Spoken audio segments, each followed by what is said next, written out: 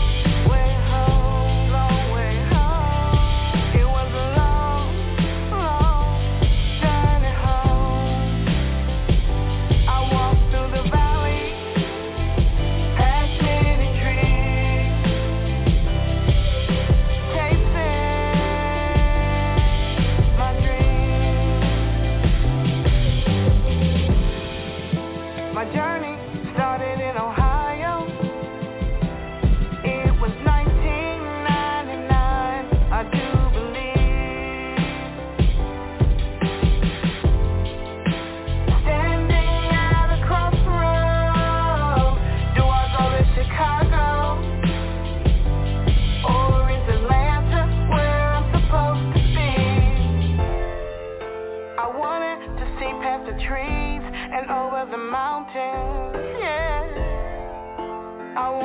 to follow my dreams. So I took the long way home. It was a long, long journey home. I walked through the valley, past many trees, chasing my dreams. It was a long, long journey home, a long, long journey home. I walked through the wilderness, had many tests, learned many lessons, yeah. I refused to take any shortcuts that might have shortened my journey. So I took a step of faith and went to a city I'd never been. That journey took 20 years. It was a long, long journey home. I took the long way home. It was a long, long way home. I fought many battles, cried many tears, chasing my dreams.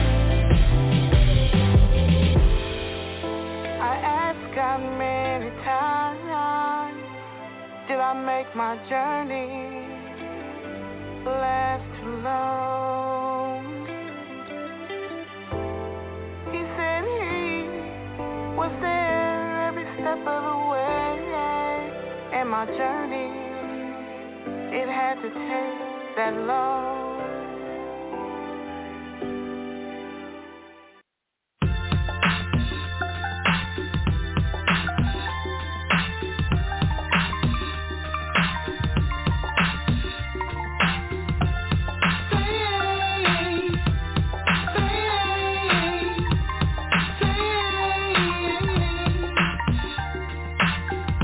What it's like to walk with him.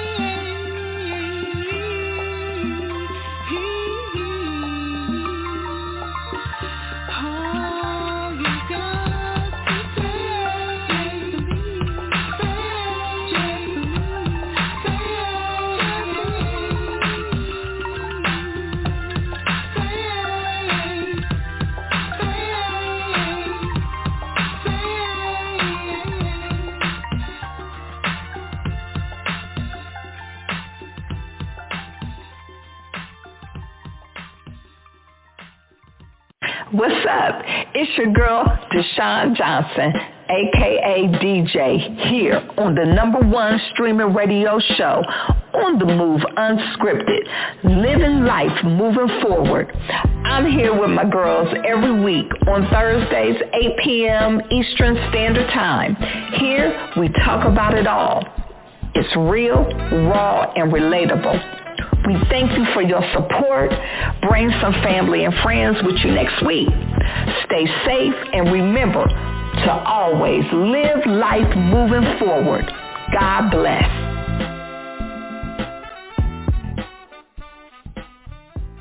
What's going on? You have tuned in to another episode of On the Move, Unscripted Ladies Roundtable Discussion. That's right. We are back. We're back, and I got my ladies with me. What's going on, ladies, as I bring you on into the house? What's going on? So can you hear me clearly? Because I'm talking from my computer. Yes, ma'am. Yes. Okay, good. I didn't use my phone today. What's going on, ladies? What's going on? What's going on with you? Okay, so the first start person. with you today. Oh, you want to start with me today? Why not? You know what? This week has been a great day of blessings and movement. You know what I'm saying? And the things that I'm doing as far as, you know, dealing with different independent artists, and also, you know, the event that we have coming up, Hook Up Atlanta in September. Like I'm reaching out to different peers that are in the industry, and I'm getting, you know, my advice or whatever. And some of it I don't like. I ain't gonna lie, but they being real with me, and so you got to accept the real. It's like the independent scene and the mass media scene is like two different scenes. You know what I'm saying? And when you be trying to cross over to their scene, they be like, you're like, hold on, wait a minute, hold on now. Right. That scene, I'm like, okay, hi. But yeah, so I'm really having a good week. I was probably feeling a little bit just because of everything that's going on, and then I have a lot of fans that be messaging me now, which is like really cool. You know what I'm saying? Like sending me messages all the time, and this one came through today, and I think I needed it, you know, because my spirit was a little bit low or whatever, just overwhelming feeling, and I just happened to click over into one of the sites that I'm on, and when I opened up the message, it was just like, I just wanted you to know that I have had faith on replay for the last hour, and that just made my heart just leap, because it's like something that God brought through me inspired someone enough that they want to keep replaying it. You know what I'm saying? Like, that's awesome. Right. And I needed that. And then it's like right after I saw that song Grow, that first song that I played, I just happened to go through YouTube and crossed over. It's like Colors. The song is called Grow. I think it's called Color something. I got to look and see what it is. I bought it. I was like, oh, yeah, that's going in my playlist. I bought it instantly. Like, I posted it in the Atlanta Music Industry Group. But anyway, the song just touched me, and it just brought my spirits up. So I feel better now. So all that in a nutshell. I've had a good week. It's been an emotional week, but I got through it. And now I'm ready to talk to my girls. I need to talk to my girls. I need my girls to talk to me. Yeah. Oh, and you know what? I put, you know how they always, so you know I'm spiritual, so you know. They always talk about paying tithes and sowing seeds. And I don't usually talk about what I give because it's really personal between me and God. But in certain situations, I feel like I'm supposed to share my testimony. So there was an artist that came to me, and she had a nonprofit, right? And she was, you know, telling me about her music, this, that, and the other, whatever. And I'm like, okay. But I had already bought her music. So I wasn't really, really interested in buying the CD because I already bought the songs that I wanted or whatever. Anyway, she was telling me about her nonprofit. And I was just like, you know what? I'll give to the nonprofits. You know how I am about nonprofits. I feel like if you're doing something for the community from your heart, if I got it, you got it, So I donated. that same day, the amount of money that I donated to her nonprofit, God returned to me in business deals that's like be 100 times more that initial seed. So that just like touched me because I had just did like a big thing on Atlanta Music Industry Group when I was telling them that they need to like invest in each other, sow seeds into each other. Like, don't be so with your money that you don't want to share and help another artist. You know what I'm saying? That's what's the problem with the industry right now is people who are in certain situations don't want to reach back and open the door for the independent artists. They're making it hard. That's why we forming a legion on there. Okay. I hear you. No, but I'm just saying, I had an emotional week, but I feel better now. Enough about me. So you was the first to call in, Kim. So how was your week? Was I? Can you hear me? Let me make sure this. Yeah. You can be heard. Okay, I'm listening. How was your week? Interesting in, I won't say a negative way, but more of an awakening kind of way. That's why we'll be having the discussion. Okay. But some other things are going on as far as my products and stuff are concerned. People are ordering them now. My labels are just about finished. The professional labels, not the little ones you stick on there with a handwrite or type out yourself. But the professional labels are almost done, so I'm excited about that. She's sliding by those.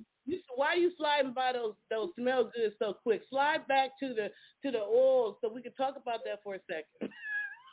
We can talk about them. Let's talk about them. Yes. So yeah, we can talk about them. I when she first told me that she had the body oils and stuff, I'm like, okay, that's cool because we like to support each other. But what was the one that I bought? I can't say yes. What was the name? Say yes. Let me tell you, say yes. I put on Say Yes, and it was just like, oh, snap. I loved it. Didn't you say that's the one that people told you every time they put it on, it's like the men told you that when they put it on, the women come to them or something like that? Didn't you say something like that? What happened was I was making it with the intent for it to be a men's cologne, oil rather. And when I let the women smell it, they loved it. So I'm like, okay, well, it says Say Yes. I'm making it for the men. If the women already love it, then that's what it is. It's doing what it's supposed to do. The problem that I had initially was that the women would buy it up before the men could even get it. So I had to just that's like my number one seller. So the women snatched it. But I've got like 14 new scents now. 14 scents at this point. Okay. Congratulations. Yeah. Well, they definitely. So you have to go to Kimberly McCant's page on Facebook if you want to send her a message, right? That's where you want to go to? Or do you want to go? How do you want them to reach you out? You smell good. I'm telling you, if you don't have a woman in your life and you want one, men, you need to reach out and get this little oil because I don't know what I know it smells so freaking good. And I remember I went somewhere and I hadn't even walked all the way through the building and there was somebody opening the door, whatever. And they was just like, oh, that smells good. What you got on? I'm like, okay, all right now. So you want them to go where? How you want them to reach out to you about this?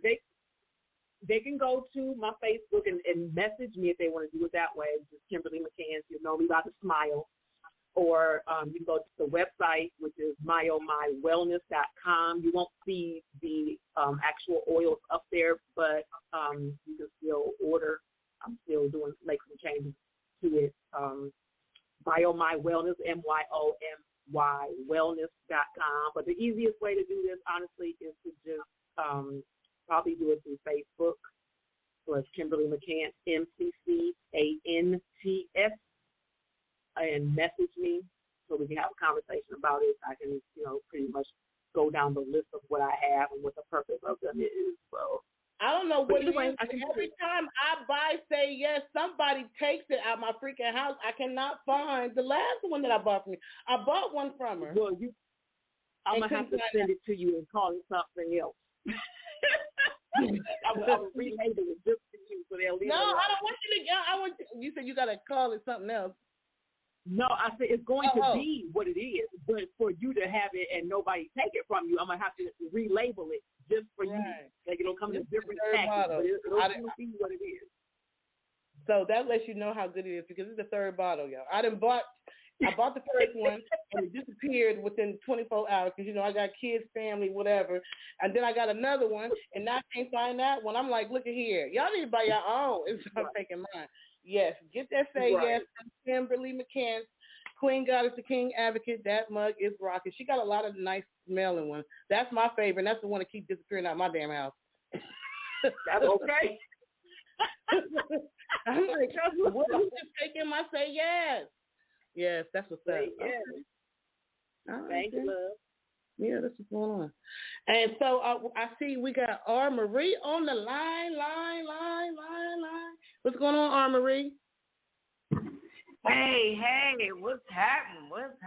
How is everybody? Well, I'm listening how everybody is. So I am happy to hear it. This has been a busy week. Like in 3 days, I'm in between clients in 3 days. We've moved at least 5 different houses. Was completely unexpected. Didn't like it. I had to say I hated it, but you know it was the move that needed to be made. It took a long time to do, you know, and this was in between working, but just about everyone is completed. You know, no, you would think after 3 whole days we would be done. Not done, but just about. So I feel for you. How long you think you've been living in that house? I have lived in my house for 24 years. Oh my God! And the crazy thing is, once upon a time, my grandmother lived in the same street on the same block. My mother, my brother, and 2 of my sisters. So slowly but surely, everybody is kind of drifted on. You know, it's just time for change. My mother's not happy about it, even though she's even moved. She's leaving out. She's getting her house renovated, so she has to leave as well. But, you know, she's going through a small depression because, you know, she constantly had 3 kids on her same street, always over, and I don't know if she thinks we're not going to see her. But 2 of them are her sons. You know, boys tend to be mama boys sometimes. They love their mama. Not necessarily mama boys, but love their mama. Check in. I like them type of men. You care about your mama, they care about you. So, so it's been long. It's been challenging. It's been trying, but I'm getting it done. So I'm like, hey, there's nothing to it but to do it. So that's what I've been doing. So if I've been a little under the radar, that is why. Just trying to handle business, but I'm looking forward to the next chapter of my life. You know, I'm excited. I'm just ready to see what's next. Right. Well, you know what? I know what it's like to move after I've been living somewhere for a year or 2 years or 3 years. So I know you know it ain't. You've been there for 20-something. Oh yeah. So you've been a soldier and you working at the same time. Yeah. You know, that plus raising a grandson, can't forget that. But because he is 17 and he's very self-sufficient, you know, he works, he goes to do everything he needs to be doing. So he's not hardly much of an issue, you know, just the typical teenager things where they try to get slick and try to get away with. But besides that, everything has been gravy. You know, it's coming along. I paced myself out so that I didn't have to. You know, some people just, you know, they packing while moving. You know, I've been able to pace myself out so I can get just a few things out. You know, some things that I can put in my vehicle, I do. You know, if I need a bigger vehicle, I have access.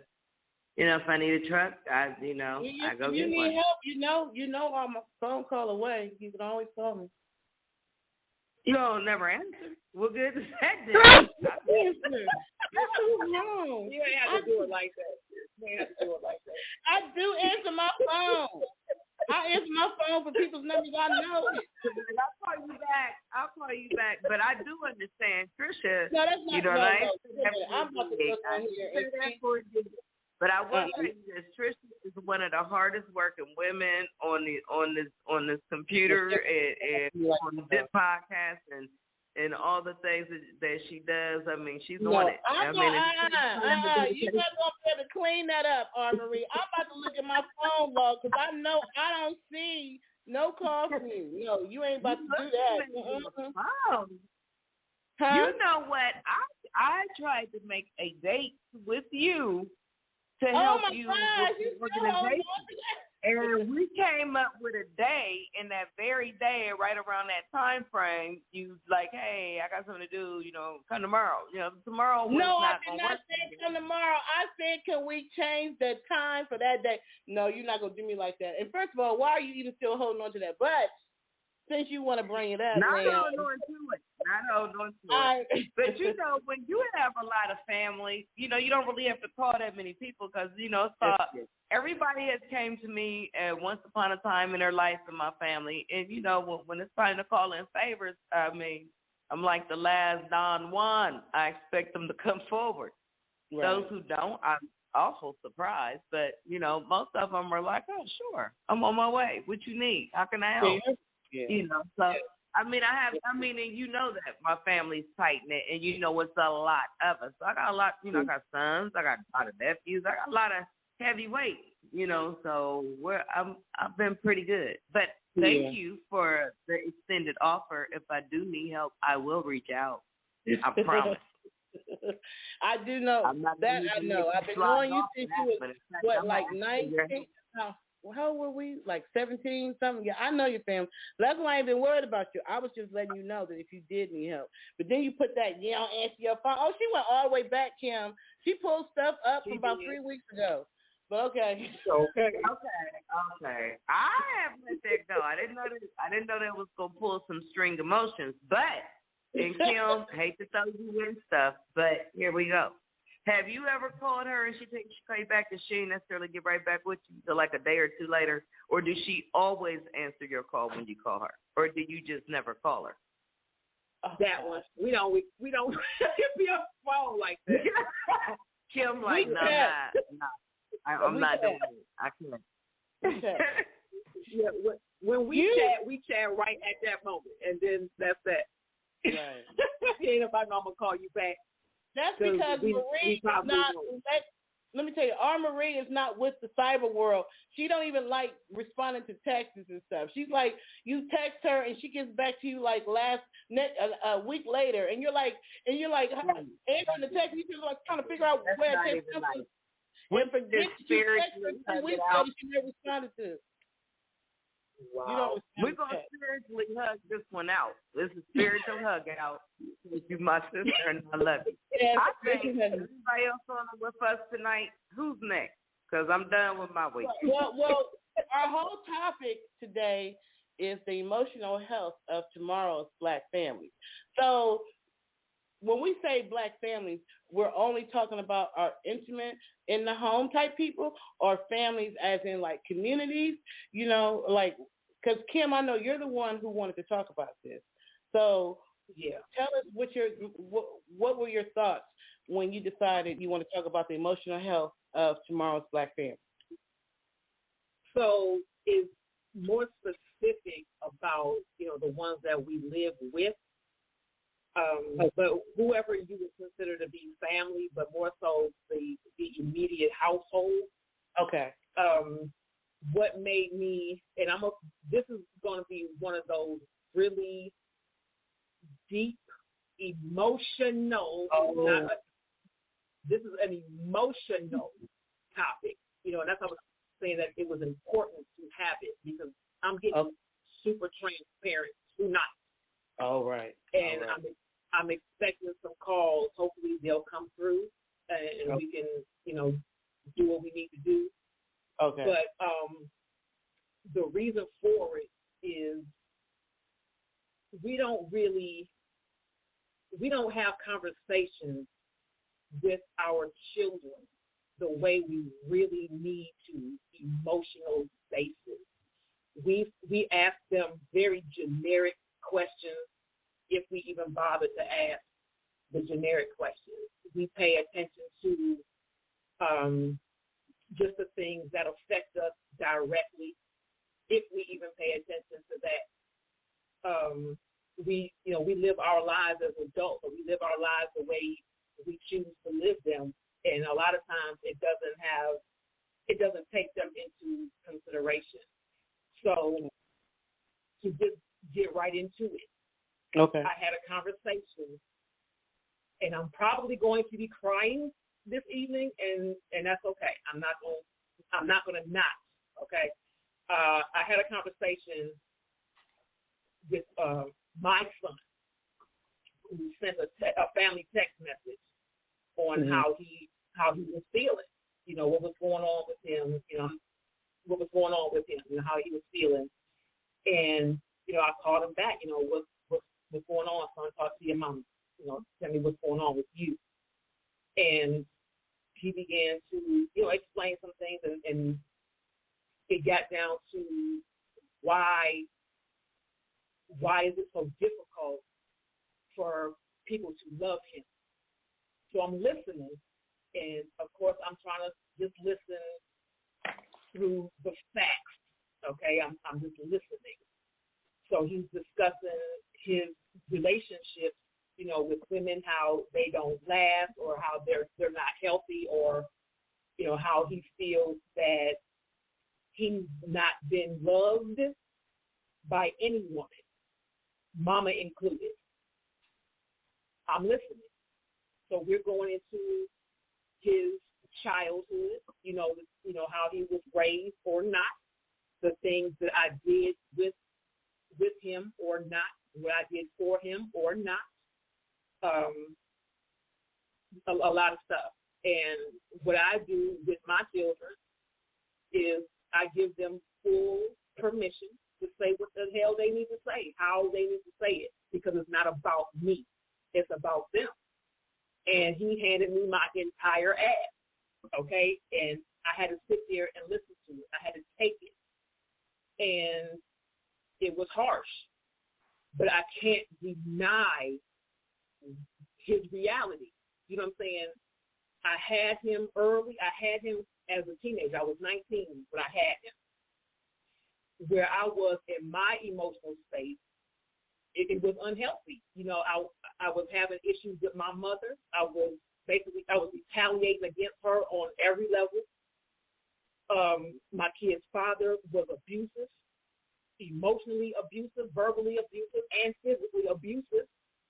I was in college.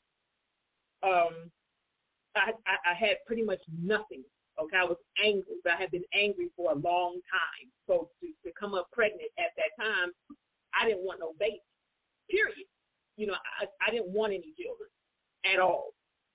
And here he comes. It was kind of funny because I kept saying, I don't want no children, but then I planned their life. So that was, ironic also. But at 19, I had gone through some things.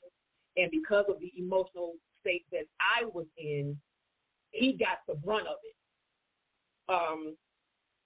Like I said, with me being already angry, not wanting to have children, he came at a time in my life that it was all bad. And the way that my relationship was with his father, it was worse. So when I had him, he looked just like his daddy. That was the worst thing for me. He looked just like his father. I could not process that healthy. I didn't have a chance to really connect with him because I had to have a C-section with him. So I was asleep when he was born, right? They showed him to me, and I went back to sleep. I didn't get to connect with him until several hours later, perhaps. And then he was a preemie, so he was in the hospital for weeks. So I didn't have that connection with him. And to see him look like his father was like, what I'm gonna do with this? I was disconnected, and I stayed disconnected for a long time. I was angry with him about every damn thing, whether he did it or not, and I took everything out on him, and I know that I did. I didn't know what else to do. You know what I'm saying? I'm in my space. You know, he was doing some things that his father was telling him to do against me. He was learning. He was being taught to be disrespectful. He was stealing from me. He was lying. You know, he was doing a lot of stuff. And for me to try to connect with him like, I love you, I couldn't do it. I don't even like you at this point. You know what I'm saying? I didn't like him for a long time. Like into his almost grown age, I didn't like him. And when he turned 19, I said, I told him that was the first time that I told him that I was proud of him when he was 19. He didn't necessarily do anything, but I wanted to be proud of my son. He was in and out the system all of his life, but I wanted to be proud of my son. And I remember telling him that, and he broke out into tears, and I think I did too. You know, I'm trying to hold him back right now just so I can keep talking. You do be you, but you know. Indeed, I'm not trying to take over the show, but it's important that you know what? It's not. I'm gonna let you get right back to your sentence. But let me just say this to you. I know that this is social media, online, all that kind of stuff. I understand all that kind of jazz. I get it. But when it comes time for you to express who you are, you don't know who is going to help, and you're talking to us. And I'm not going to judge you. I promise you I won't. In fact, if I was in Atlanta right now, I would just hug you because I understand. You know what I'm saying? You can't be a mother and not understand. Everybody has had those. You can't be a human being and not understand. So do not. I don't care who's listening and who says, "Oh, that's not the way podcasts should go," and that's not. Well, that's why I'm independent because I want to do the shit my way. So you be who you are because you don't know who this is going to help. Let God. Maybe this is your healing. So go ahead. You know, I just want to tell you that. And that's why I wanted to do this because it's so necessary, you know, for the parent to understand that when you have children, no matter what your mental or emotional state is, no matter what's going on with you, whatever you decide to do in your life when you have children is going to affect them or infect some type of way. Yeah. And that lays their foundation. They're going to use that foundation and grow from it, on it, and through it. That's what they have. The foundation is the information that they have. My son's information was fucked up. The information he got was, I don't care about him. I'm going to leave him in the house. I had by this time I had my daughter too, so they were older. But I would leave them in the house, even though I wasn't gone too far away, but I would leave them in the house. I thought that I made sure that they were taken care of before I left, and they were being watched by the neighbors upstairs, so they were my folks. But apparently they weren't. I didn't know that. That didn't matter. It's the fact that I left them because I wanted to be with the man that I was with. Okay.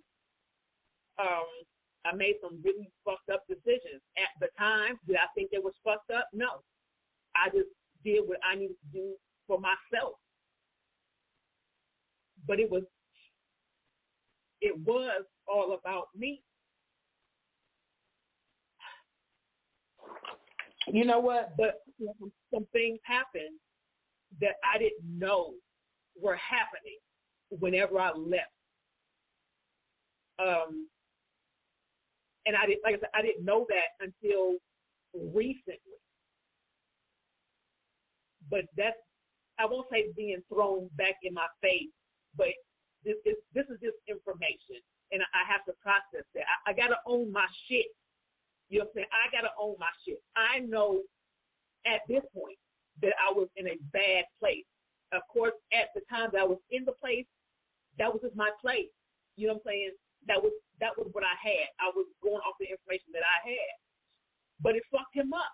And that's it. Like, every relationship that I know that he's been in has been bad. It's been bad. And it's been on him because he didn't know how to connect with women. He didn't know how to have a healthy relationship with women because he didn't have one. He never had one. He didn't see it. He didn't witness it. He didn't experience it. I didn't hold him in my lap. I didn't, console him. I didn't comfort him. I didn't give him that. I didn't do it because I didn't have it in me. It wasn't in me. It wasn't in me to give him. But I gave it to my daughter. I was able to give it to my daughter, but not to my son. They got the same father, mind you.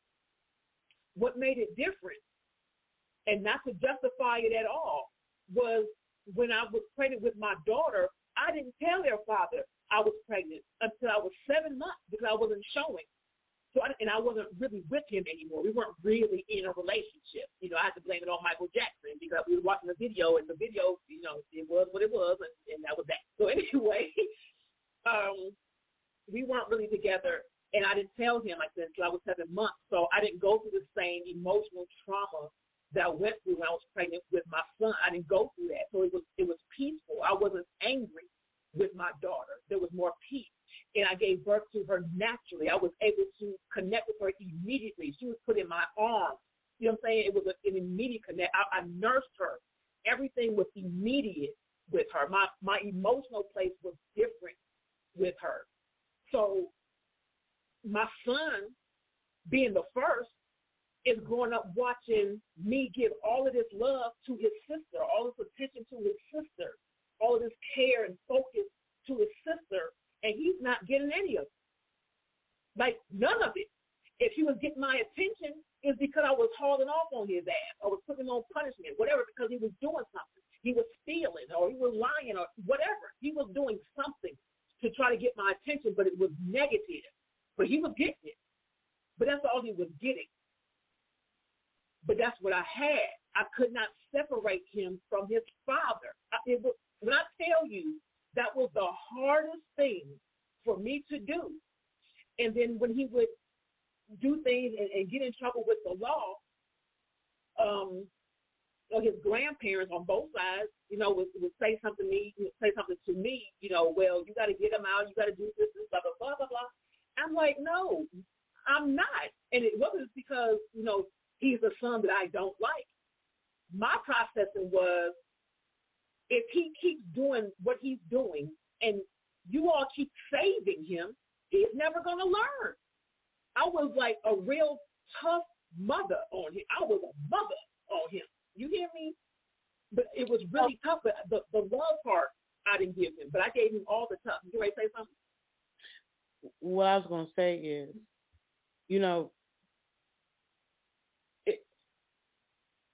I'm not gonna say it's an excuse. I'm not saying it in that way. But when we get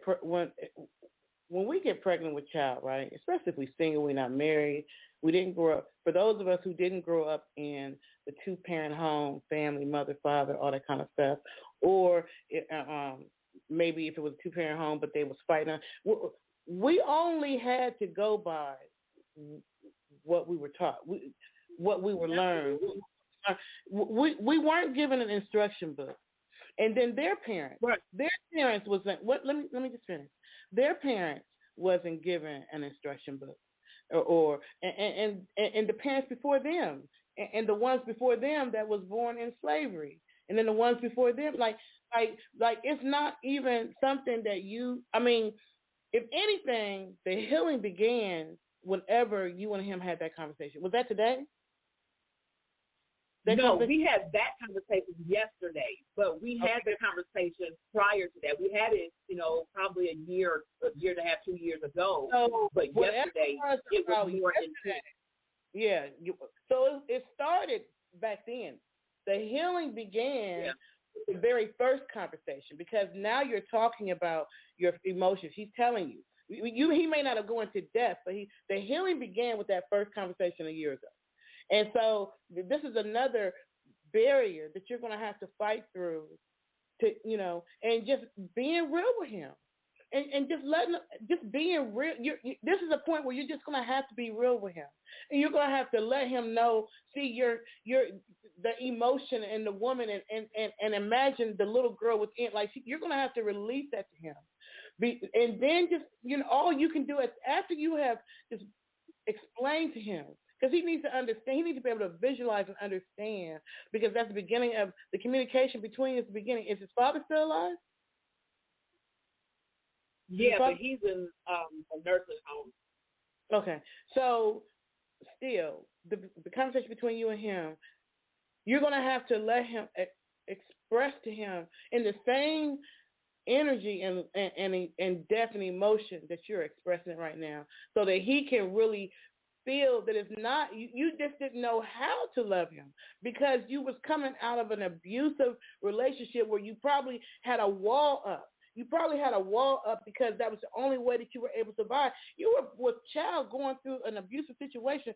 You're the closest to death when you give birth. A woman is the closest that she ever going to get to death without dying when she gives birth. So all that time that she's carrying that child in the womb, she's at her most vulnerable state. So in order for you to get through that pregnancy, you probably had to build up a serious wall to protect yourself, to keep from breaking down completely. And in that wall, when the baby was born, you just hadn't learned how to, it hadn't melted yet because you were still in that relationship. You know what I'm saying? Even if it, whatever happened that you slid back and you whatever, but you was past the point of the wall. So that's why you were able to give more to your daughter. So you just have to let him, this is the time now where you can start doing the things that you didn't do then. You can talk to him and give him a hug so he can feel the love from deep within. Now's the time. It's never too late to unlearn something. It's never too late to learn something. And it's never too late for someone to get the love that they feel like they didn't get from you, or vice versa. At any point, all you got to do, or all he got, just embrace him and start from there and continue to have your conversation. And let the pain come out, because once the pain can come out, once you can discuss it, once you can express it, at that point, then you can learn how to get over it. I mean, life is about that. That's why, see, I knew there was a reason why God had that song play. That's the song before you can. I didn't even know, Kim, when you first said that you wanted to talk about this, I didn't know this was something that was personal in your life like that. I just thought it was another one of them topics that we do on them deep days. We talk about whatever. I had no idea it was this deep. But let me just say, the song that came on before when I first began the show, Grow, and he's talking about the journey. This is a journey. And when I heard that song, it immediately made me think I want to play my song, Long Journey Home, because it's talking about that. My song is talking about the journey. And sometimes in that life journey, there are those wilderness. And maybe you had that wilderness experience and he was part of that. Because unfortunately, as mothers, when we go through the wilderness, our kids go through it too. I went through it. It was so painful to me when my daughter, me and this summer, me and my daughter had the worst we ever had. Like me and my daughter always been like, if anybody know me, if you really know me, you know that me and my daughter have always been super close. But this summer, we very close. The worst emotional storm ever. And she spoke to me the things that maybe my sons had felt because we went through some tough seasons. We went through some tough seasons in the shelter, all kind of I went through an abusive relationship, tough seasons. And this summer, my daughter did not, oh my God, it got so bad where she just was just like, I know how you feel. And if I could turn back, and I'm sure if you could turn back time, we would go back to that period of time, and we would change some things. We would have left that joker right where he was, or we would have done this, or we would have done it. Everybody wishes they could turn back the hands of time, but we can't. You know what I'm saying? I can't take back what I had to go through to get here. You can't take back what you had to go through to get to where you are now. All you can do, and all you can offer him at this point is to say, I'm sorry and I love you, and let's start from today because we still are here. I had to go through that with my own daughter. Yeah, I've done everything that you're saying. I've done that, and I've done it years ago. You know, but you our relationship has. I've done it years ago, and that's that. But he hasn't processed it yet. So you're gonna have to do it again until clearly. That's what I'm saying. This is not about me. I did the part that I did when I initiated it. That was my healing. That was my healing process began at that point, because that was the point that I was able to recognize what was going on. Okay, so I could fix you're the one my who part. Started the conversation. You're the one who started the healing, the road to healing. That was you. You initiated. Yeah, I initiated that because I was able to recognize it. But now this is his part, right? Now this is not the time now for me to really.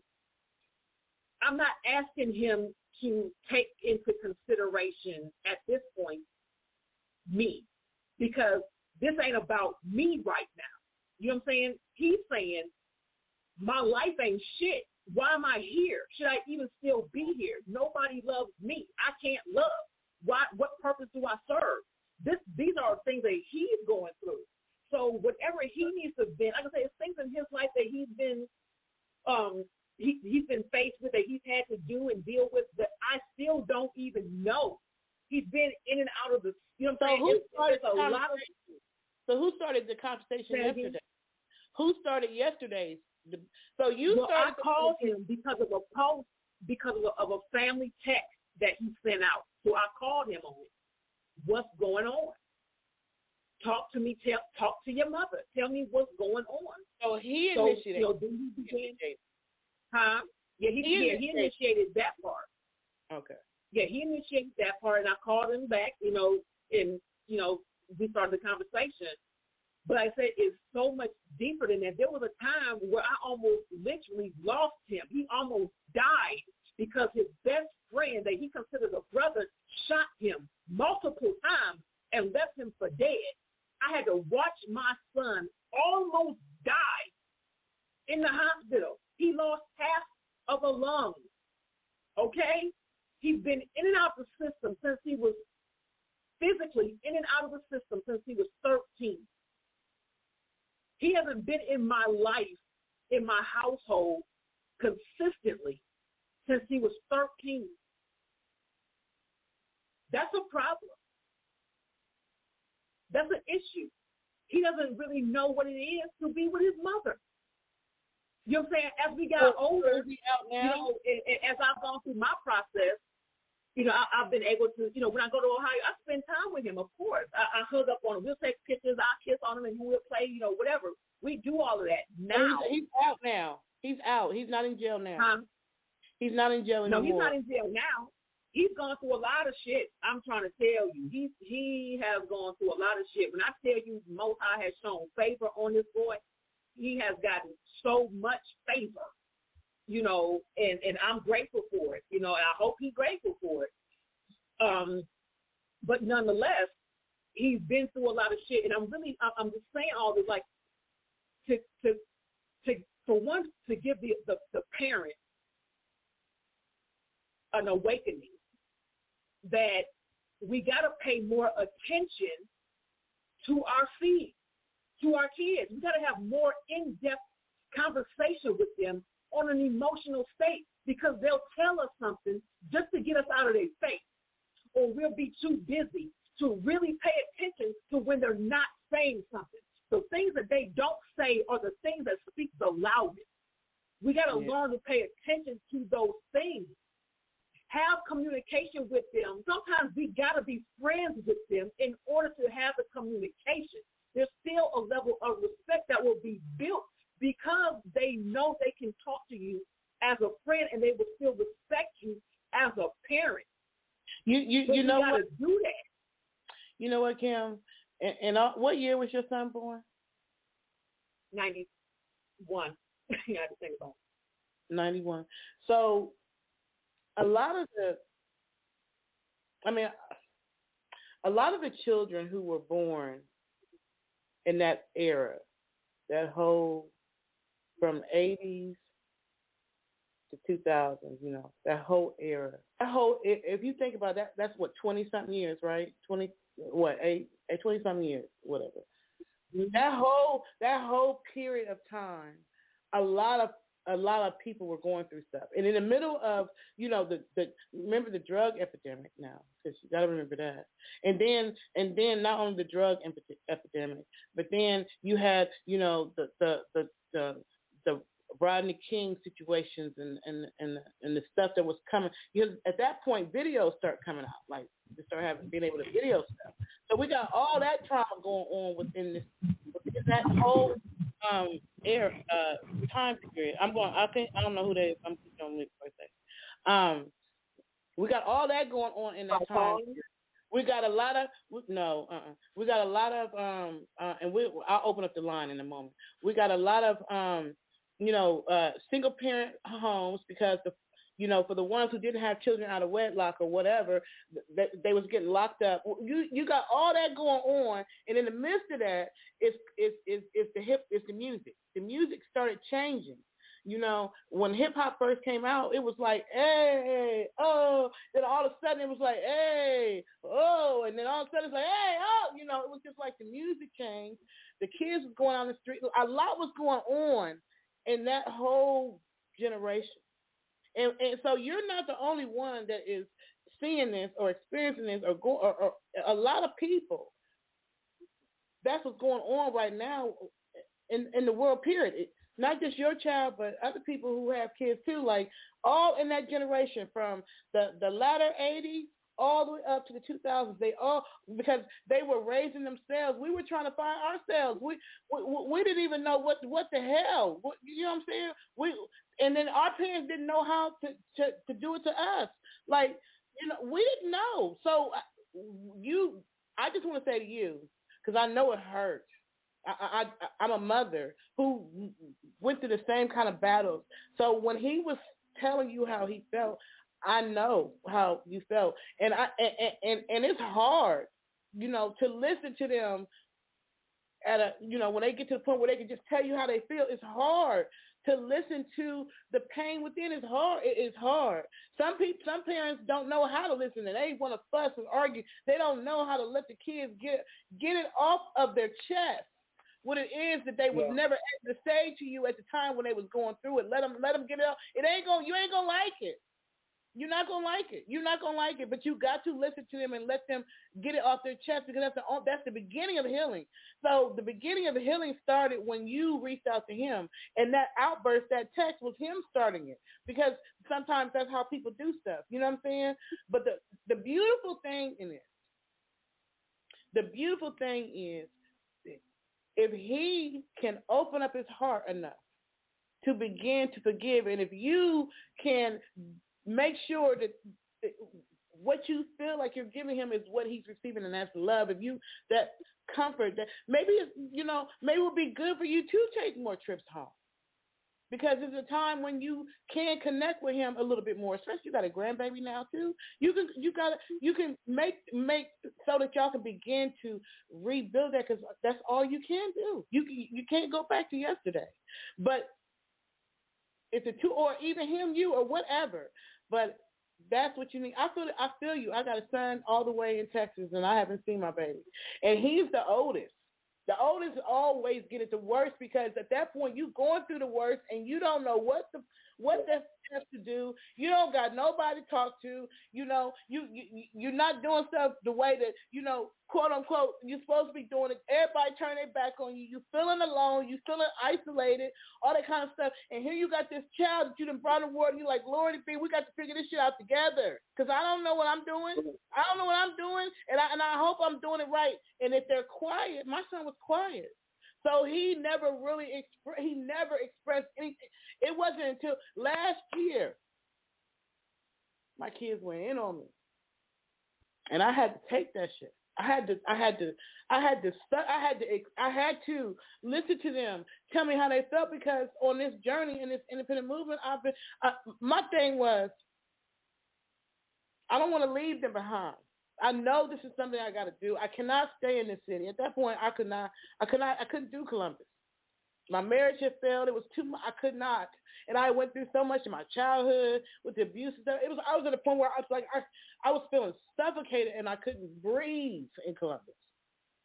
So I had to make that move. But when I made that move, I was pregnant with Isaiah and I had 2 small children. And I was just like, you know what?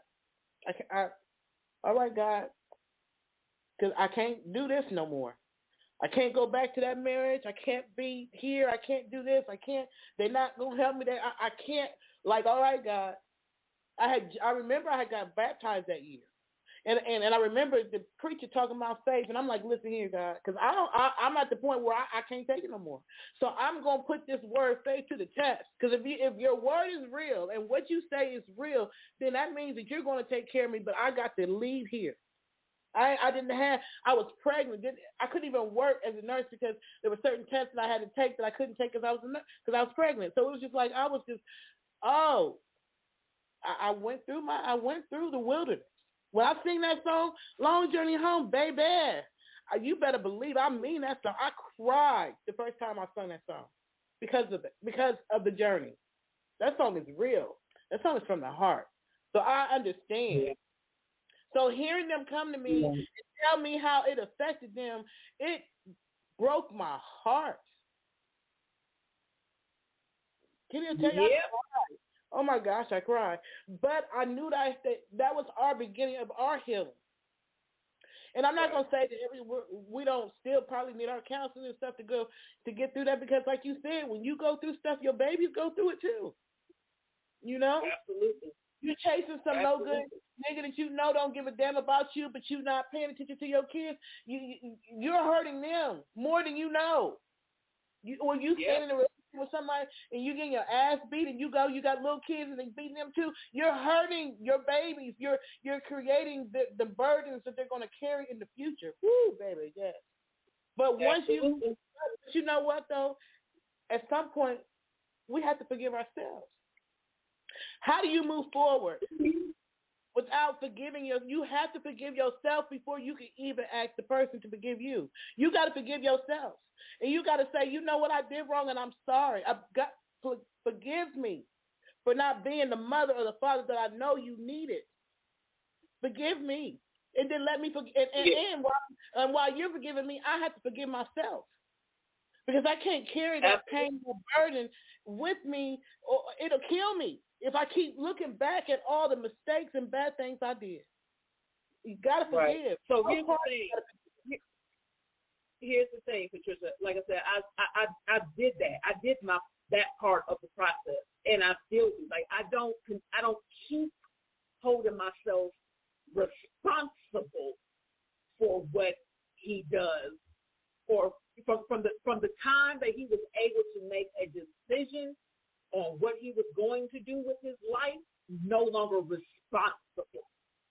Okay, what I was doing was being accountable for what I did do, for what I knew I did or was doing, or where I was. I can hold myself accountable, but I will not be held responsible for the decision making of an adult man, or somebody who's old enough and capable of making decisions. And that's the part. You know what I'm saying? Like I've heard it. I don't negate anything that he's saying. I'm not at that point anymore where I can't forgive me, or where I'm bawling out in the corner. I'm not at that point anymore. I've done that. I blamed myself for everything. And I just admitted it to him yesterday. Yeah, your whole foundation was fucked from the beginning. It was fucked. That's a fact. However, once you become of age and you can make a decision about your life, what you want to do with it or what you don't want to do with it, then it's on you. You don't have to hold on to the past. So what he tells me, and I take it into consideration because I've heard it before, that sometimes things can be so deep-rooted that they don't know how to move from that to move forward. And I get that. Yes. I because get that. Because in the same way, Kim, in the same way, if you acknowledge that you or even myself, if we acknowledge that we are the reason why they got to this point, even though we know that they should do better, and mentally they should make the decision to do better, it only comes with maturity. So up until the point that they get mature, it's still because they don't know nothing else. Your son would have to get to that stage of maturity in his journey to understand that. And once he understands that, then he's going to look back like everybody else, like, damn, I did some fucked up stuff. You know what I'm saying? But until he gets to that level of maturity, there's nothing that you're going to be able to say that can, because that's learned behavior, and that's all he knows. So you can't really be like, but if some, I understand I did wrong, but but this all on you. No, it's still on you, because he has not gotten to the point of maturity where he has gotten to where he understands. So it's still on us. It's still on us, because we are the reason that they are there, because of the actions that we did or the actions that they did, and they haven't gotten to the maturity to understand or get to the point where we're at in life. So it's still on us. I know I could have made other choices. I know I could have, but I didn't know how to make those choices and still be emotionally whole. Can we open up the line?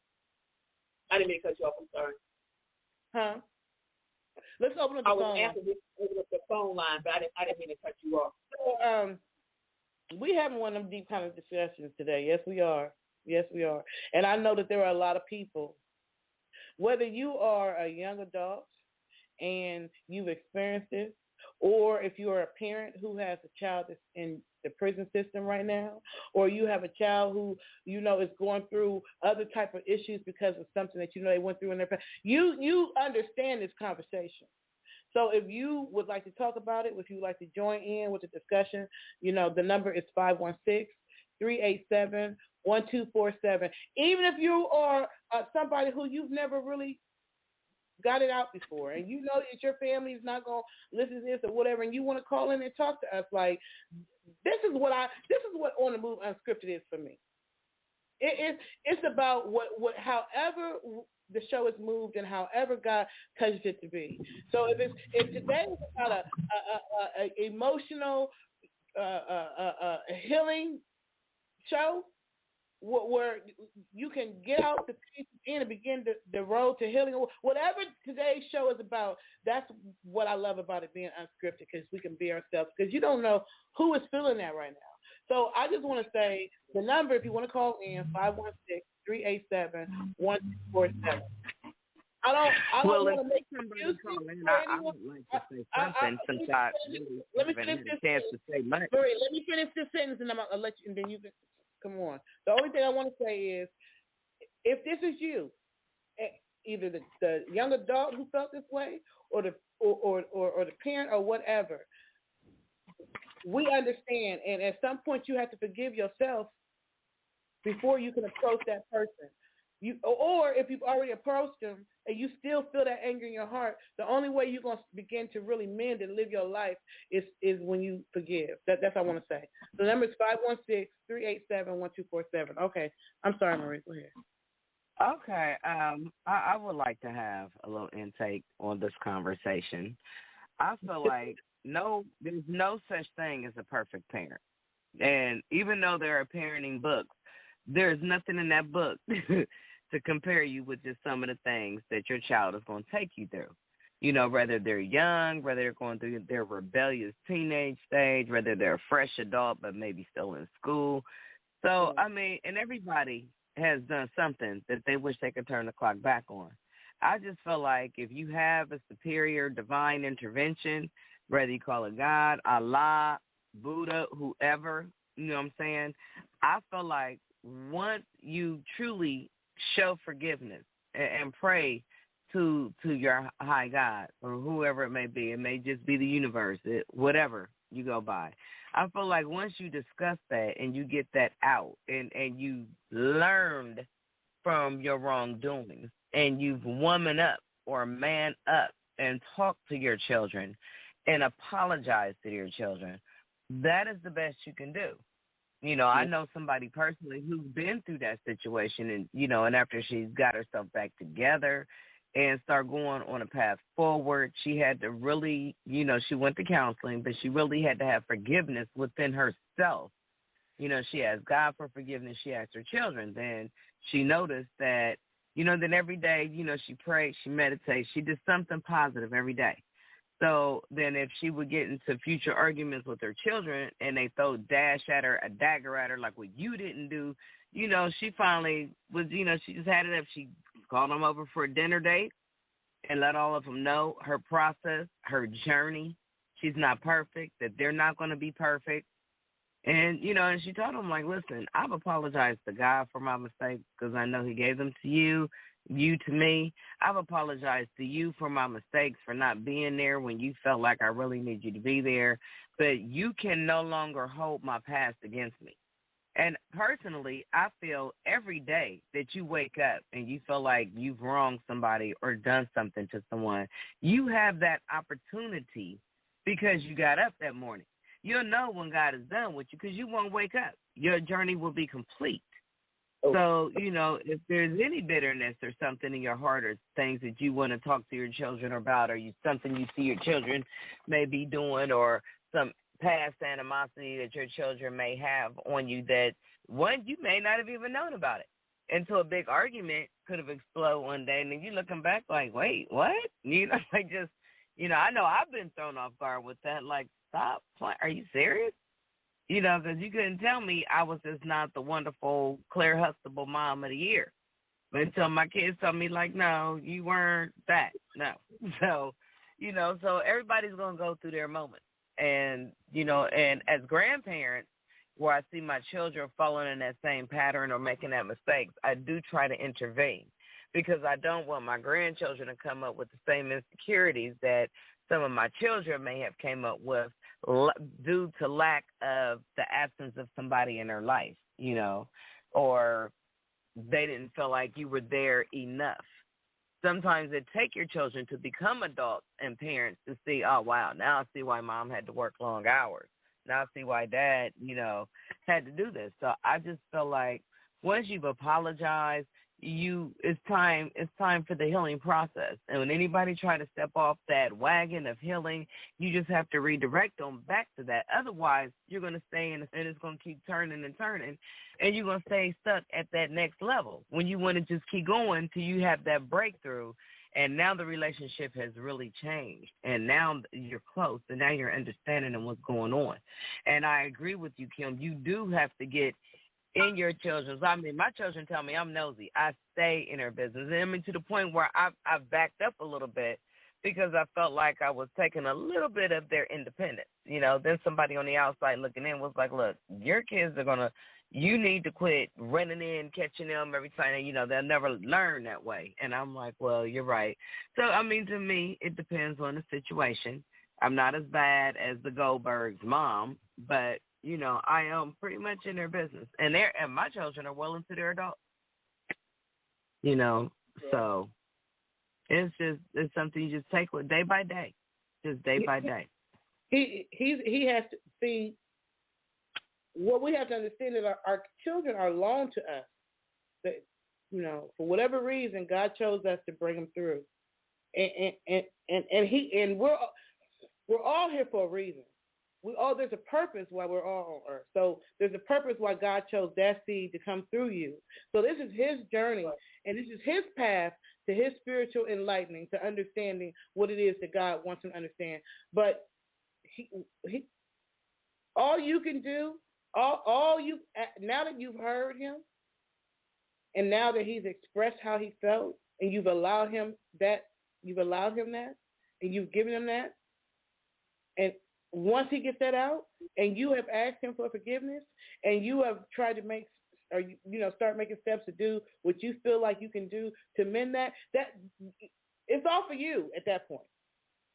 Because you did all you have admitted that you did things wrong. You've acknowledged them.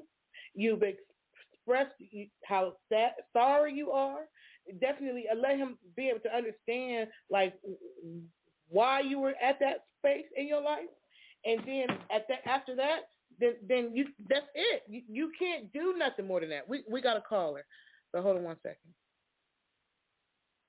Hello, caller. You have 998 in your number. You calling on the Move Unscripted Ladies Roundtable Discussions. Can you tell us your name and where you're calling from? Hello. Okay, maybe they just want to listen in. Going once, going twice. Okay, they just want to listen in. I don't know. They don't want to talk, y'all. You don't. So if you don't want to talk, then you could just go to the website and then just listen. But if you want to talk, then call in 516-387-1247. But you don't have to call in if you don't want to talk. Like, you know. So somebody was touched by that call. Somebody was touched enough that you called in. I don't know if the phone dropped or if you can't hear us, but I'll unmute it again in a few minutes to see if you're still there. But if the topic touched you enough to call in, then say what use the platform. They are still there. Like I said, this is They're not still here. They haven't hung up. Okay, Oh, go ahead. I'm sorry. Go ahead. So I wanted to be transparent and not just for me, but because I know and I recognize that it happens and is happening continuously in the Black family. Does it occur in other families? Absolutely it does. But that ain't what we're dealing with right now. Right. These things become cycles. They become generationally passed down. They become traumas that go from that go through the generations because we don't talk about the things that are going on with us, and because we're taught not to talk about the things that are going on with us. This is why things continue to repeat. This is why our history repeats itself, because we don't figure out what the problems are to stop it from repeating. We don't have the conversation with one another to get the information out so we can stop it from repeating. We keep hurting ourselves over and over and over again. Right. Let's see if the caller is if the caller doesn't talk this time, I'm just going to hang it up. Hello, caller. Are you there? Okay, so I don't know. They're just not speaking or something. So call back in. All right. I have to call back in later. I don't know what happened to their So anyway, you're right. But I'm telling you, it's always been in all the different communities, like you said, family issues, all that kind of stuff. But there's something about this past generation, especially the ones that were born in the 80s up to the 2000s. It's like they went through extra trauma, or maybe even further back than that, maybe 60s to 2000. I don't know. That whole generation just. Well, I would like to take a crack at it. Our lifetime is traumatic. I'm sure it's worse. Other times back and forth. What I would like to say about that is I know that 60s, 70s, that's when the drugs hit. That's kind of when the change came about in Black families. That's, because I know like in the 50s and early 60s, people had to stay together. Even if they didn't like each other, but they needed to make the ends meet. Black people in particular were always underpaid more than everybody else. But right around the 70s, once the drugs hit and, just kind of flooded the inner cities, it did reach out to everywhere, But once it flooded the inner cities, the Black families have started changing. Now you got a lot of people that's kind of on drugs. And then around the 80s, that's when primos and crack came, or less crack came in the 70s. But by the time the mid-80s, you had through the early to mid-90s, that 10-year time span, you had a lot of people, of all races, but particularly the more poor people in more rural areas, people in inner cities, so those people, and a lot of them were Black people, they ended up crackheads. They became very drug dependent And this drug was so powerful that, they're selling TVs. They're tearing up their home. They're taking all the money. They're doing everything. The problem was there was nothing for that. There was no budget for that.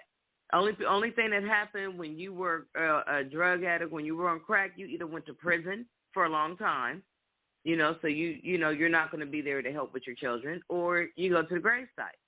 Whereas today, you got a lot of people on opioids, and it's all throughout. But we are having center after center after center pop up, and I'm glad there is something there implanted. But see, when the government didn't care about it hitting the inner city, they didn't foresee the future because they didn't see the put the money into helping these black people and these poor people. But what they didn't encounter is that these children from these people that are on drugs that they're having, now these children are coming out chemically imbalanced. They're not thinking the same. And a lot of times the father's not there. Half the time the mother's not there. A lot of grandparents, a lot of children in foster care. You got some foster parents who are wonderful parents. You got some foster parents that let the child know, oh, you only here because I get a paycheck. Right. I've seen people just be mean and cruel. Because they're kids. They don't care. They're not their kids. It's all about the money. And some people try to pretend like it's not, and some people are just honest. People are people, and people are just different. You would think somebody in the field would feel better. But getting back on subject, now that those kids had children, those are your 90s kids. Your 80s, 90s kids, now they didn't have children. And now this person may, could be, just regular genetics, or his mom could have been on drugs real bad when she had it, going through withdrawal. Maybe the father wasn't on drugs, but maybe the father drank and just smoked weed. Well, leave out the gang. Don't forget about the gangs. Because that's when the gangs came. When you look at it, when you don't have a masculine person in the house giving order, and these kids, children cover what they see. And if they see that their mom is either kicking it or partying or not really paying them attention or on drugs or always at work or just there's absence in the house, somebody got to raise these kids. So if they out in the streets, and it I know it comes off kind of horrible, but, the streets is going to raise you how they want to. And you got some that's fortunate where they teaching you how to survive, and without that gift of survival that they learned earlier when they had not a damn thing, not nothing, no food, no nothing, they wouldn't be the greater entrepreneurs that they came out to be later. Then there's some people that's in the streets, and, the streets going to treat you how they're going to treat you. If you're vulnerable, they're going to get you. And a lot of children just, got. And then you're right, Patricia, just going back, when rap first came out, and I was all about rap, Rap first came out, these were poets that put it into music. We were talking about issues. We were talking about, when Tupac came out, when Brenda Have a Baby. He's talking about the teenagers that's in these neighborhoods, these single moms. These dads are not around. We were talking about issues, Salt and Pepper. We were well respected. But then some females, as they got into the music industry, were seeing that they were unevenly paid. The pay was very biased from the men to the women. And then these men are calling these females out of their name and bitches and these hoes do this and that. So now you got women that's like just flipped it. And, it is a business genius move. And then you look at television. When you look at television, there were some things you may see a little bit of this, a little bit. You can find anything you want to find on television, and if you can't find it on TV, on the radio now, they literally will say what you can hear. Right, I've seen it come about. I've seen the change come about, and television's on 24 hours a day. Then you got Netflix, you got Hulu, you got all these different channels that's showing everything. They have a website for people who are interested in young children. So you got your sick people all over the place. People have access to absolutely everything. There's no filter. There's just no filter. And it's become accepted by society. That's only making it worse for this generation. For the generation now that's coming out, that's writing this music, where they just like, I'm telling my truth. They're the ones who grew up in that. The ones that this is my life. This is what I live. This is how I live it. It's because they didn't have a choice. Whether it's because their parents were in that kind of life, or because they had to get it where they get it. They had to figure it out. They had to, they didn't have it. They had to bounce from this aunt to that cousin to over there to grandma's house until they got tired of them and starting it back over here, and then never really having that stable foundation. So they're talking about that now. But and not even considering if they had siblings and have to be divided up. You lose that bond. They're not just talking about it now. Now they're living it. They're living it. The music has become more violent. It's more like, I get some stuff in the Atlanta music industry, I swear it came straight from the pits of hell. Like, first of all, why are you sending a video with red trucks flying out his eyes, looking like evil all over, like the devil? And this music right now is crazy. Crazy. So now we got to worry about the ones that's coming up now that's being quiet and ain't saying shit. Because the ones that are, our children weren't saying nothing. What about the grandkids that's growing up in this right here, where they're just like really just shooting each other out? Like, it's just crazy. So when you talk about the emotional health of tomorrow, I'm scared. That's why in music, I feel like we've got to start switching the direction. Just because of situations like that, like what you and I experienced, Kim, or what you've gone through, Marie, in our own homes, and how we dealt with our kids. Because now our kids who went through whatever, they about to be having kids. Oh Lord Jesus, and they having kids in the midst of this music and this whole environment that's all about death and evil and killing. I swear to goodness, if y'all could see some of the posts that come through the Atlanta Music Industry Group, I mean, like, did y'all just sniff a whole thing of glue or something before y'all did that? Like, why are you sending that in? Like, literally, like, devil worshiping craziness. Like, the music scene is off the chain. It's not just the music. It's not just music and television. Look at the video games. All of that is shaping, because if for the parents who do not have time to take care of your kids for whatever reason, you got to work, you got a man you chase behind, or whatever the situation is, you got these kids at home that's being raised by this environment that I'm mentioning, the gangs and the music and the TV and all that stuff is raising because because you ain't there. You're not there because you might have had to work 2 shifts. You know what I'm saying? That's another messed up thing. You're a single mother. You know what I'm saying? You got 4 kids, 3 of them boys, 1 girl, whatever, and you don't have the daddy's wherever he's at. If he's not in jail, might be not, whatever, you might not be getting no support. So here you got to work 2 jobs to try to take care of the kids, and you don't have money to be babysitting all the time, especially if the oldest one's 13 or something like that. So you like, you know what? I'm making the food, I'm putting it in the oven, it's in the microwave, make sure the lights is out by such and such, make the doors locked, you are out your way. But this environment is what's raising the kids when you work in them devil shifts, because you ain't there. Or these video games. That's another thing. Oh my gosh, I really be wanting to take my son's video game and smash the shit out of it, because it's so much violence even within the video games, and they be sitting there like zombies just playing it. They won't even get up. I'm like, you want to eat? And I'm just like, why? You don't want to get off the game? All that is raising them. All of that is raising. Yeah, children are being raised by technology. Because, when I was playing video games, it was Miss Pac-Man. Donkey Kong Jr. I never really jumped over the Xbox era. But I have noticed that from the first time they came out with Grand Theft Auto, where you shoot somebody, you don't see the person fall. Now you shoot them, you see their head split open, you see prostitutes walking across there, you see money getting flashed, and you see people playing dice. You see everything that really happens in the street. They want to make it as realistic, and you see children younger and younger playing it. Let me pull this caller in. Hello, caller. You have 561 in your number? That's me. Hello, is that you, Miss? That you just called Miss Sanders?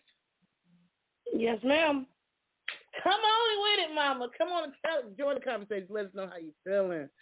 Yeah, no, I love this conversation you guys are having, especially because these kids are ruthless.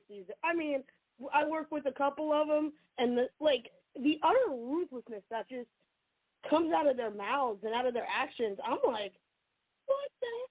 You know, and these are kids who are like 16, 17. You know, when I was 16, 17, you were a little small times. You weren't doing all that crazy nonsense. I don't know if I can cuss or not. It's unscripted. But you weren't doing that. Like, you weren't shooting people. You know, it's so bad to the point where, especially when we talk about, like, Midwest, Jesus, these boys are, 19, 20. They're like, I got 5 bodies. And it's like, so you're a whole-ass serial killer? And we're making you famous? Right. Why? That's in the music. That's in the music. They're saying that's what they're, and it's like really that is the avenue that music has taken, and that music, the TV, the video games, the games, the street life, all that stuff is raising our kids. So we got to worry about. When you say the emotional health of tomorrow's black families, we got to worry about these babies who's growing up right now. You're worried about your son, but what about your grandson or his kids that he might have? Yep. They're the ones that I'm worried about right now. Yeah, it's starting too young. I mean, and I understand that parents get busy. Parents have to work. But it comes to a point where, as a community, we have to say, little boy, if you don't get to school, little girl, if you don't get to school, you know what I mean? Like, it used to be that, well, yes, there were still gangs and there was violence. There was still some sort of sense of responsibility people felt to kids. Now it's like there is no sense. They just let these kids raise themselves. And the cops don't care because they're not getting paid enough to die. You know what I mean? Like, quite frankly, when it comes down to it, and the sad thing is, like you said, the music, problem is that they now want that music to be real life. Before, music just used to be a way for kids to vent, you know what I mean, and get their issues out. And now they're, like, actually trying to perform these actions just to sell a record. And that's nuts. And it's because they have had to live that life. There was a person who got on one of the posts in the Atlanta Music Industry Group, and he was saying, I need to tell my story. I need to tell my truth. Absolutely. So like him, like when you said your son started telling his truth. All this music right now, everybody want to tell their truth right now.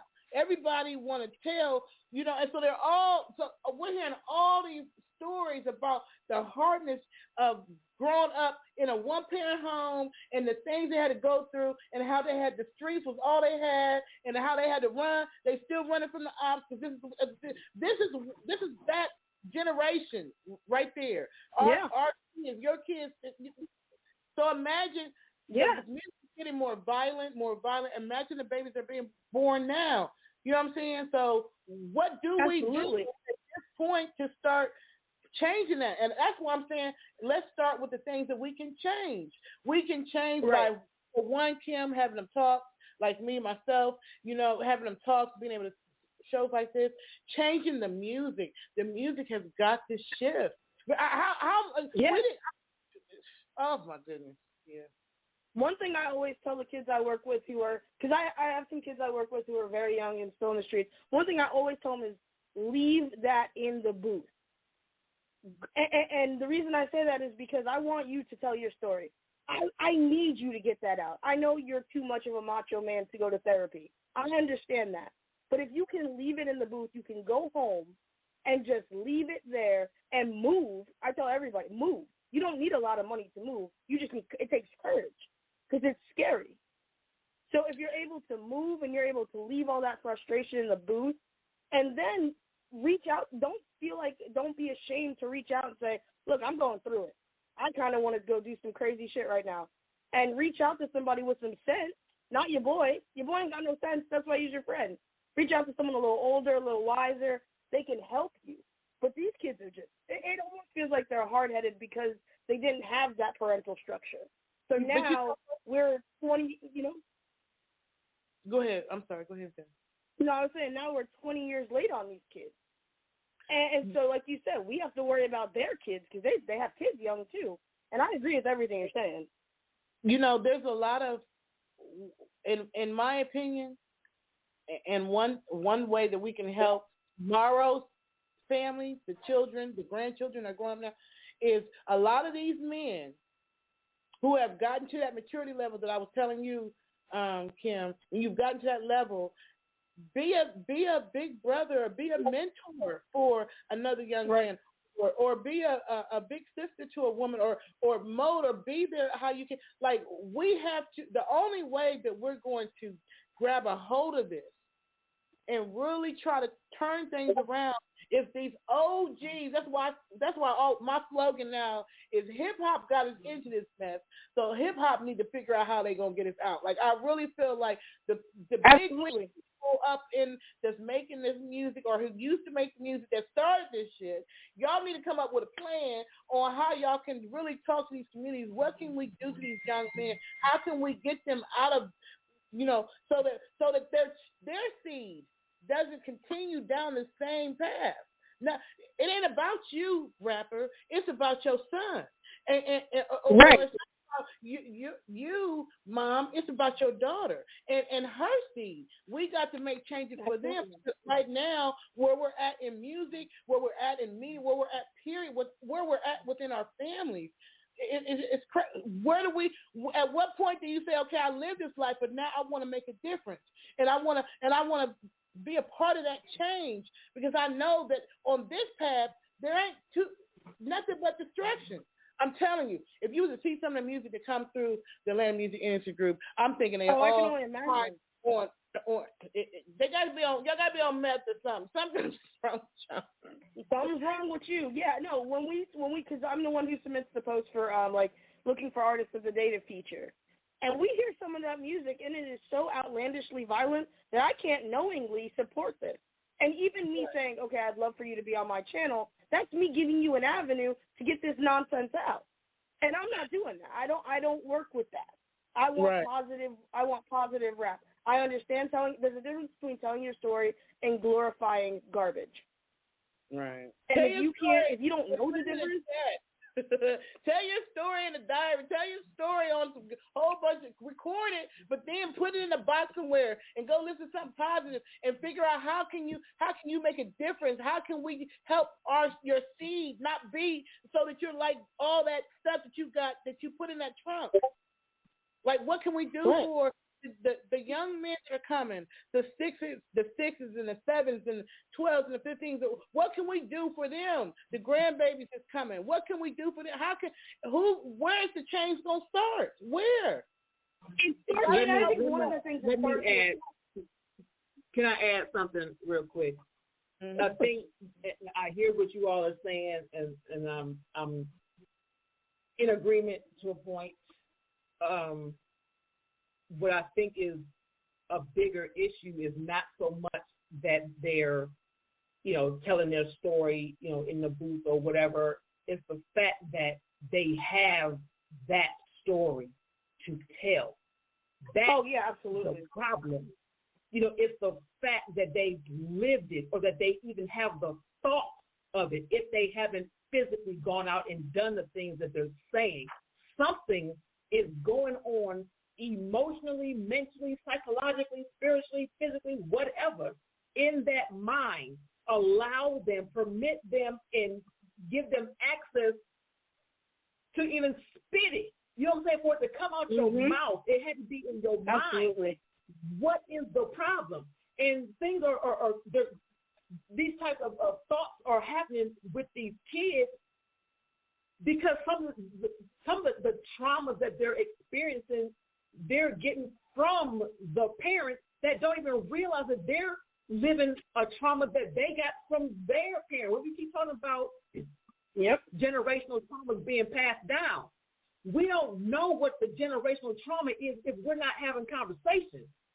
Most of the families have gone through some type of shit, and every family got a secret. You'll never tell this. You'll take it to the grave.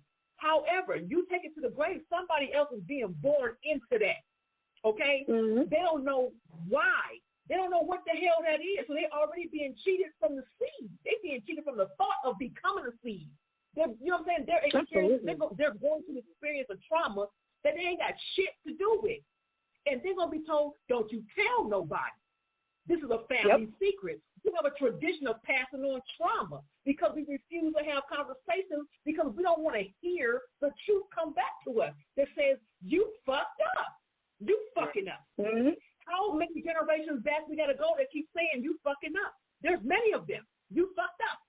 We don't want to hear that. And I'm just talking about me, got to that point, and we all must get to that point of being able to hold ourselves accountable to even hear, Mama, you fucked up. You are a fucked up ass parent. You didn't do your job. I'm out here fucked up based on what you did or did not teach me, what you did or did not give me. We got to hold ourselves accountable for what we are doing, what we've done. That's the only way it stops, when you hold yourself accountable for your shit. Right. Out loud. Out loud. I fucked up. I fucked up. And I can't blame, I'm not going to blame anybody for my fuck up, even though this is generational shit. I get it. But right now, when I realize, at the point that I realize, I become accountable now for everything that I do and say. I can't say I'm going to keep on fucking you up because I've been getting fucked up all my life. No, when I realized I got fucked up, I became accountable. I can no longer continue to fuck you up and say I didn't know I was fucking you up. Yeah, I did. Absolutely. Now I'm practicing it, and I'm blaming it on my past. So eventually, and then at some point, I said, we got to hold ourselves accountable, and the kids got to be accountable for making their own decisions as well. Yeah. And I would go a step further. Once you realize that you're holding yourself accountable, put yourself in therapy. I say this especially about the Black community all the time. There's a liquor store on every corner, but you got to go to a suburb to get some therapy. And that's the problem is, even if you admit, yeah, I fucked up as a parent, your next step as that parent is to say, I fucked up. It's time for me to start correcting ourselves. And guess what? We're not going to just do it by me. We're going to do this as a family. Mm-hmm. Even if your kid's 25 and you can't technically make them do something, kids love their parents most of the time, even if their parents put them through fucked up shit. So if you see your mom willing to say, I'm ready to heal this, you're going to want to do that, especially if you don't have that bond where you feel like she was being the greatest mother or they were being the greatest dad. That's what we did in my family. We went to therapy, and it was, I fucked up here or I fucked up there, and we're going to heal this. We're going to not only hold ourselves accountable, but we're going to correct it. And you can't correct past mistakes, obviously, but you can prevent future happenings. Yeah, absolutely. And this is my forgiveness. This is my forgiveness. We definitely have to preach forgiveness. That's a major thing. Absolutely. Because people, even they hold that pain of yesterday. They be so angry at the people that hurt them, and so a lot of times they don't know how to release that pain because you're holding on to the rape or the molestation or the beat down or the neglect or the non-affection. You're holding on to that even into adult. You're not letting that go. Like, at what point do you say, okay, that happened to me, and it wasn't and it wasn't good and it was horrible and all that kind of stuff. But so let me go through whatever I need to go through to get past that, and then let me forgive. Let me forgive, because the person who I hurt, sometimes either they don't know that they hurt you, or they didn't move on their life and forgot that they hurt you, or they was already mentally fucked up and didn't know they was hurting you. Either one of them. Yeah. So you have to forgive people for things that they do I am back home in Columbus because I had to learn how to forgive. I was able to finally get to a point in my life where I was able to say, and it wasn't by choice. God kind of kicked me back here. But when he did, and then I had the choice I could have moved back to Atlanta. I was staying with I could have stayed there. But it was time for me to learn how to forgive. How can I teach my children to forgive me if I can't forgive the ones who did me wrong or the ones who hurt me? So for me, moving back home, I think it was all about forgiveness. So that's why I'm able to really when I was writing about forgiveness, I don't know if I was really feeling forgiveness. You know what I'm saying? When I wrote my book, This Can't Be Love, and I was writing about, overcoming that abuse and forgiving, I think I was writing it, and intellectually I was believing it, but somewhere in my heart I wasn't feeling it. And so I couldn't come back to Columbus because to me, Columbus represented all that pain. But I had to get to a point where I forgave. I had to get to a point where I'm like, I got to give it to you, God, because I don't want to keep repeating this part of my life because I can't let go and forgive. I want to move forward, and I want to live on with my life. And so I had to learn to forgive. And since I've been home, I feel like I still have my days, what everybody does. But overall, I have forgiven all that pain. And so now I'm able to move forward, and I'm able to speak to other people. So you got forgiveness is key. I don't give a damn. Forgiveness. And you got to remember that you're not just forgiving. You're not just forgiving them, for what they may or may not have done. You're putting the forgiveness in your heart for you. Because if you don't forgive them, that burden keeps coming back. You can push it to the back burner of the anger or revenge, and it'll keep coming back to the forefront. Once you're able to forgive that person, it's like it kind of uplifts you because now that is a burden. That is one less burden that is gone. So and that leaves nothing but room for healing. Let me ask this question, and anybody can answer it. What the hell is forgiving someone? What does that mean? It's like we hear that all the time. We're told that as children, you have to forgive the people that hurt you. What does that mean? What does that look like? How do you do that? Forgiveness means moving forward and not allowing that pain to continue to relive. People relive their abuse and relive that pain over and over again in their head. If something can happen and they reliving what Uncle Johnny did to them or what their dad did to them or what their mom didn't do or whatever, things trigger and they continue to relive it. It's like they're going through post-traumatic stress disorder, like they're reliving that pain and they can't, and then they're angry all over again and they continue to keep that, so they're always feeling that. When they see that person, it's just like, when they think about that person, it's like, but when you get to a point where you have meditated or released it to God, where you no longer feel malice in your heart or in your spirit, where you're able to communicate with or about that person or that subject without, falling.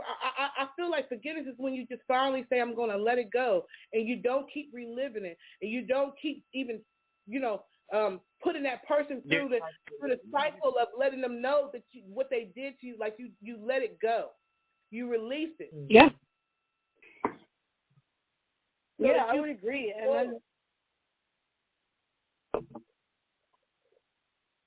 and I would say forgiveness is a process. And it's a difficult process. Forgiveness isn't something that you do overnight. And sometimes forgiveness is, you release it, and then you get those feelings that come back to you, and you say, you know what, I'm done with this. And sometimes forgiveness means writing that person off because you know that even if you've forgiven them and you've moved on, they haven't changed. You know what I mean? Like, they're still the same fucked up person they were, but you've released it. And you said, you know what, I'm done dealing with this. I'm done feeling shame or guilt or sadness about an incident that happened to me. Number one, I didn't do it to me. This person did. And number two, I need to just keep going. And like you said, people replay their trauma, whether it's intentionally or unintentionally. Most of the time it's unintentionally. But sometimes forgiveness is simply just saying, you know what, I get that you did this. I know who you are. I don't want to deal with you, and I will not deal with you, or I will deal with you because I forgive you and it wasn't something that has had that much of a strain on me. You know what I mean? Yeah. Some people you got to live afar. And then not only that, but some people aren't meant to go your complete journey with you. That's why, like, a lot of people that I went to elementary school, I've not seen them since elementary. A lot of people I went to high school, I may see them here and there, people out that I've seen in nursing school. I may or may not ever see. I mean, some people may follow you all through life. Some people may stay with you for 10 years.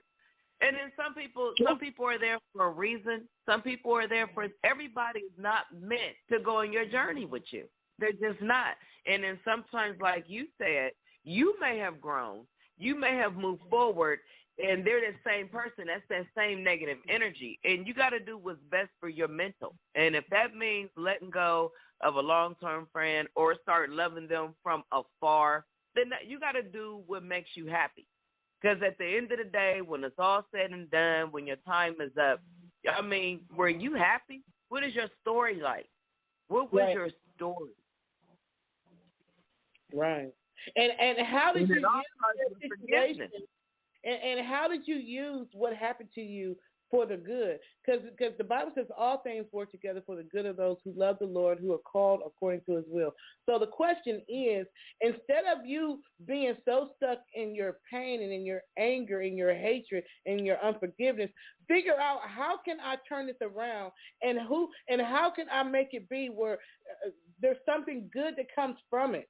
Like, what can I do, or what can I start, or what can I create, or what can I be a part of that deals with that thing that I have been battling with, so that it turns my negative situation, my negative experience, into something good. For me, what I went through as a child, all that kind of stuff, whatever, I went over, I got over that, and I forgive. Now I love. Now I got a good relationship with my father, and I love my father. I make sure he's good. You know what I'm saying? And my kids, I try to have I'm always been an affectionate person, but I have learned how to say to forgive me and I'm sorry and go through all that so I can speak to other teenagers or other young people or other mothers. And I can say, I understand where you are when you feel like you don't have nowhere to turn to and you don't know what to do. I get that. I understand, young men, that you're writing these stories and you're making this music because you're talking about your truth and what you went through, because nobody knows your pain. Nobody understands when you didn't know where your meal was going to come from, or how you was going to sleep, or if you was going to sleep, or if you was going to get beat down, or if you was going to get shot. Nobody understands what you've gone through. We understand that. We know that. So now it's time for a healing. Because you don't want your children, your grandchildren, to go through what you went through. So you got to figure out how do we start changing that? Where do we begin if we say we want change? What do we do to create it? What? It has to start from within. It starts from forgiving, and then also the changing of the things that we know is hurting our seed, which is this violence and where music is headed right now. Music is a universal law, not a universal law, but a universal source. Language. Universal language. And music is meant to be healing and all those kind of things. When it's so dark right now that it's on top of these children who are feeling lost. You got this lost ass music and everybody just creating gangs on. Like, when do we start to make the change that we keep talking about we want to see? It has to start somewhere.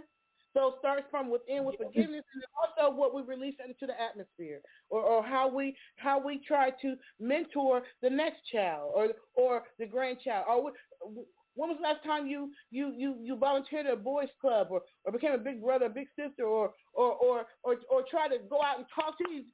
If you're an OG and you know the roads you went through and why you ended up where you was, go back and talk to these young men. You know what I'm saying? For you fathers, especially you grown men who you knew you wasn't there for your kids, and now you don't have a connection with your kids because your kids don't want nothing to do with you because you didn't have time for them. You can still mentor somebody else, another young father, and say, listen here, you don't want the pain that comes with this once they become adults.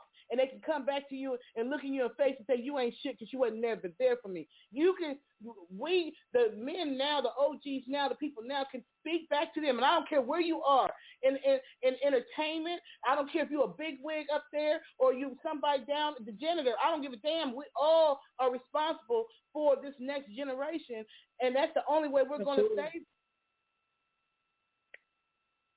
We need to gain back that sense of community, and that's what it really comes down to. I feel, if you look at kids, and because like I said, these rappers are young. They're 22, 23. They have barely touched the surface of living, and their life is so hectic. There's somebody who wants to call in so bad. You keep calling back. I swear to goodness, if you don't answer this time, you're not getting back in. So, on the move, Unscripted, your last freaking chance to say something. There you go. He hung up. That's what I'm talking about. Stop calling in then. You ain't going to talk. I'm sorry. Stop that. Well, ladies, it is time to really start wrapping up the show. This has been an awesome topic. I feel like healing has came within on the show. There's been some healing, been able to get out. These are some skeletons that was in the closet that were able to come out. They needed to go lay to rest. And that is always the beginning. That is always the beginning. And there's always help out there. Look in your area where you live at. Jump on the internet. And a lot of times there's free counseling, or if you can afford great counseling, but it's there. A lot of people think like, I don't need counseling, but you do, because it's not even so you can get out what you're saying, but they help sort through how you're feeling, to sort through some of these emotions. So you be like, that's why I do that. And then you can make your change. But if you just stay stubborn and I don't need help and this is how I am and I don't want it, and you always like the dark cloud, then eventually you'll be withdrawn from a lot of people, because a lot of people don't want to just stay stuck on negativity. And the you gotta let it go. A lot of men will say, they ain't gonna be able to tell me nothing about what I feel, how I'm feeling. They ain't gonna be able to tell me nothing. I'm like, oh my God, who will you listen to then? If you don't want to listen to, you're not even listening to yourself at this point, or whatever, the psychologist, whatever. You gotta talk to somebody. They're pride. I've never met a successful person without a therapist in my life. Very few people who make it to the tier that people want to make it to don't have a therapist. And even if let's say you're just rapping just to rap, you get a therapist, like you said. All them up there in the Empire got a therapist. Yeah, they all stressed out up there. All people. Kim, she said everybody who made it to the top got a therapist. They don't have a therapist, so they can reach me at myomywellness.com. That's MYOMYWellness.com. I do that. That's right. That's right. She said the ones that's up there, they do have therapists. Like all of them, like everyone who's successful has a therapist. Isn't that what you said? Everyone who's either a therapist or a life coach. Either a therapist or a life coach. And they're not afraid to tell it because they need help. Everybody needs help sometimes. All them people up there. I'm going to stay live for a few minutes after the show, y'all. I'm staying live for a few minutes after the show so I can address some of the comments and continue. Just FYI. All the big bosses all got therapists up there. You know what? That's why the independent movement is not that bad, because at least we control our own stuff. And when y'all get up there, y'all need therapists and stuff. Oh my God, therapists on speed down. Yeah. It's stressful. It's stressful at the top. Oh yeah, that's crazy. Yeah, you gotta get a therapist. Well, I thank y'all so much for calling in. Thank you for the one who I was fussing at. I'm sorry, you just kept calling in, and you weren't saying that. So I'm sorry if I ran your way. But for all the people who are listening, and thank you, man, for calling in. For all the people who are listening, either by our lives or on Blog Talk, we appreciate y'all. Please come back again next week, 8 p.m. Eastern Standard Time, Thursday, and we can talk about this or something else. I don't know. This was a deep topic. Can you got me crying and stuff? Oh my gosh. You did the crime that I didn't do, so it's all good. Yeah, they understand. That's why I love. That's why it's unscripted. Until next week, y'all. Love y'all. Peace and love.